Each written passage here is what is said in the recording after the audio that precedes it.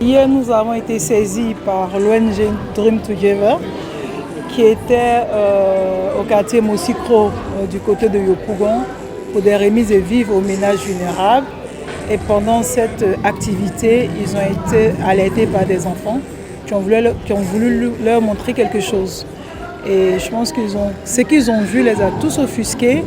Et immédiatement, ils ont saisi le ministère de la Solidarité pour que nous venions en aide à la petite Agara qui était enfermée dans une case et enchaînée. Ce matin, nous avons visité la petite. On ne parlera pas de poursuite pour le moment. Ce que nous avons fait, c'est de saisir aussi le ministère de la Femme pour que la petite aille dans un endroit adéquat, puisqu'elle a quelques déficiences mentales, contrairement à ce que les parents disaient.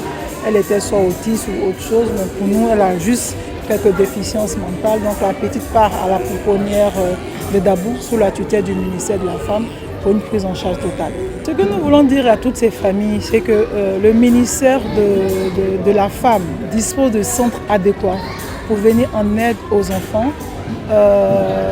Généralement, les enfants issus des ménages vulnérables sont cachés par les parents qui souvent par manque d'informations, je ne dirais pas par manque de moyens, mais par manque d'informations, préfèrent les cacher ou les traiter d'enfants sorciers. Alors nous demandons aux parents qui sont dans cette situation de ne pas enchaîner les enfants, de ne pas les accuser de sorcellerie, mais de plutôt se référer aux différents centres dont dispose le ministère de la Femme pour qu'une prise en charge totale se fasse pour ces enfants.